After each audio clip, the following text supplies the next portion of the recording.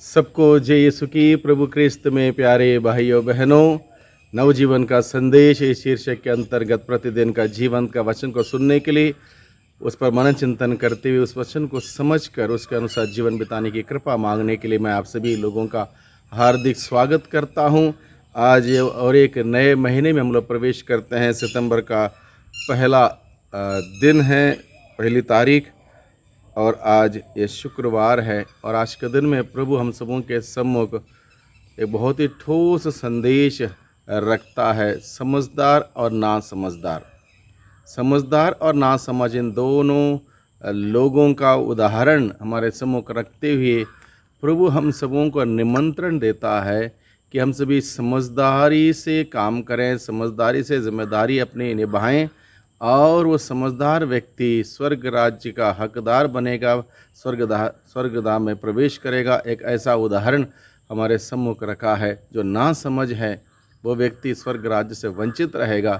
ये संदेश प्रभु आज के दिन हम सबों के सम्मुख रखता है। तो आइए हम आज के संदेश को सुनें। ईसा ने अपने शिष्यों को यह दृष्टांत सुनाया।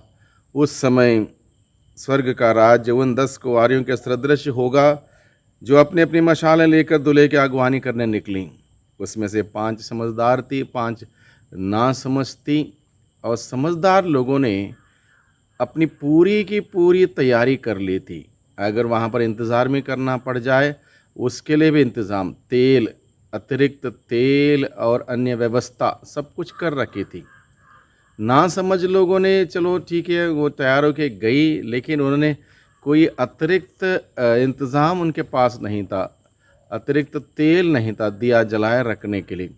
और इसके वजह से क्या हुआ, जब दूल्हा आया और दरवाजे खुलने वाले थे, उस वक्त जो समझदार थी वो तुरंत उठी, तैयार हुई, अपने अपने मशालें लेके, अपने अपने दिया लेके और आगवानी करने निकली और उनको प्रवेश मिल गया। लेकिन ना समझ लोगों के दिया बुझ चुके थे तब तक, और तुरंत वो मांगने लगी समझदार लोगों से। लेकिन उन्होंने कहा ये दोनों के साथ बांट दिया जाए तो हो सकता है कमी हो जाएगी, आप लोग जाके अपने आप खरीद लो। और रात का समय वो खरीदने जाती हैं। इससे स्पष्ट होता है कहाँ किस हद तक वो ना समझती, मूर्ख एक प्रकार से हम कह सकते हैं। रात के समय कौन सी दुकान खुली होगी, और इस प्रकार से वो चल जाते हैं। और इस प्रकार से प्रभु इन दोनों लोगों के उदाहरण के द्वारा हम सबों को क्या सिखाता है। समझदार लोग वो हैं जो प्रभु की बातों को ध्यान से सुनते हैं, कान लगा के सुनते हैं, दिल से ग्रहण करते हैं और उसमें उसको बारीकी से समझ लेते हैं और अपने जीवन में उसके अनुसार जीने का पूरा प्रयास करते हैं कि कहीं पर भी उनके द्वारा कोई चूक ना हो, कोई भूल ना हो और वो आशीषों से वंचित हो जाएं, इसलिए कोई मौका नहीं देते हैं समझदार लोग।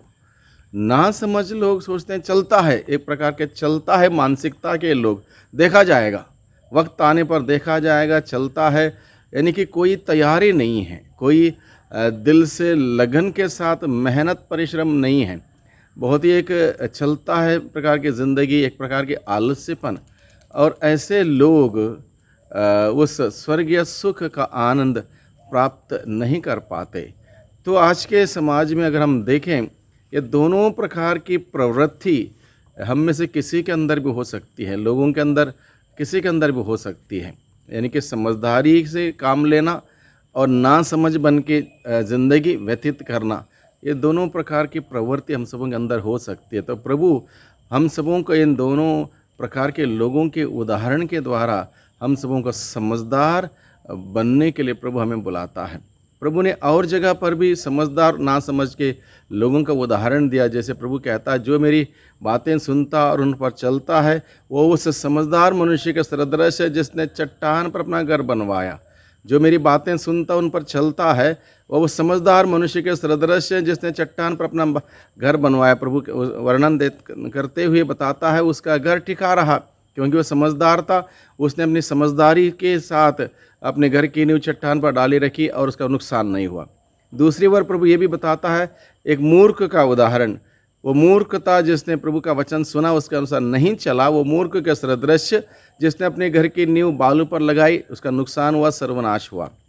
और इस प्रकार से हम देखते हैं जो समझदार लोग हैं वो स्वर्ग राज्य में प्रवेश करेंगे, ना समझ लोग स्वर्ग राज्य में प्रवेश नहीं करेंगे। तो हम सबों को हमारे जीवन रूपी इस घर की नींव को वो चट्टान रूपी प्रभु यीशु मसीह में लगा के रखने की ज़रूरत है। वो दिया, विश्वास का दिया जो बपतिस्मा संस्कार के द्वारा हम सबों को दिया गया है, उसको जलाए रखने की ज़रूरत है। उस विश्वास के साथ जीने की ज़रूरत है।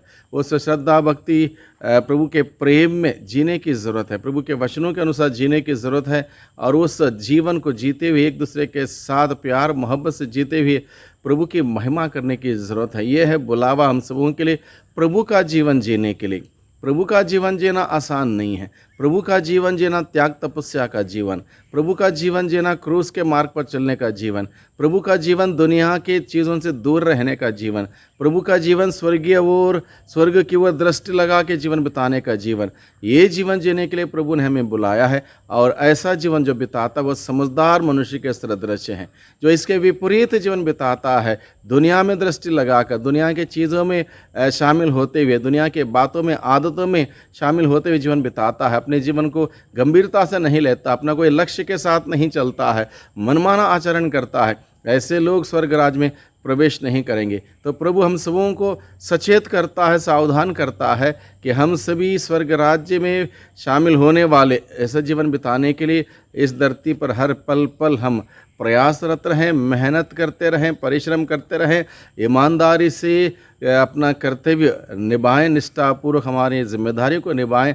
इस प्रकार का जीवन प्रभु चाहता है। और यही बात प्रभु आज के सुसमाचार के द्वारा हम सबों के सम्मुख रखता है। इसलिए भाइयों बहनों, हम किसी प्रकार से लापरवाह ना करें, किसी प्रकार के भूल चूक ना करें, बल्कि सतर्क रहें, सावधान रहें। प्रभु के दृष्टि में क्या प्रिय है, प्रभु के दृष्टि में क्या अच्छा है, क्या नेक है, उन्हीं बातों को, आदतों को, विचारों को, कार्यों को हम करते रहें। और निश्चित रूप से प्रभु के साथ हम जुड़े रहेंगे तो निश्चित रूप से प्रभु के साथ अनंत जीवन बिताने का सौभाग्य हम सबों को प्राप्त होगा। इसलिए भाइयों बहनों, आज के दिन में हम सभी विशेष रूप से प्रभु से प्रार्थना करें। सर्वशक्तिमान पिता परमेश्वर, धन्यवाद देते हैं आज के दिन के लिए। आज के वचनों में आपने हम सबों को सिखाया है कि समझदार और नासमझ लोगों के उदाहरण के द्वारा प्रभु आप हम सबों को बताते हैं कि हम समझदार बने और ईमानदार बने रहें, आपके साथ जुड़े रहें, हमारी जिम्मेदारियों का कर्तव्य का निष्ठापूर्वक निभाते रहें। प्रभु हम सबों को सामर्थ्य दे, शक्ति दे, बल दे, हिम्मत दे, साहस दे, जिससे कि प्रभु जो कुछ भी आपके दृष्टि में उचित है, नेक है, अच्छा है, उसी कार्य को करते हुए आपके उस सानिध्य में जीवन बिताते हुए आपके उस आनंद का भागी बन सकें। दुआ करते हैं उद्धारकर्ता यीशु मसीह के नाम से, आमीन।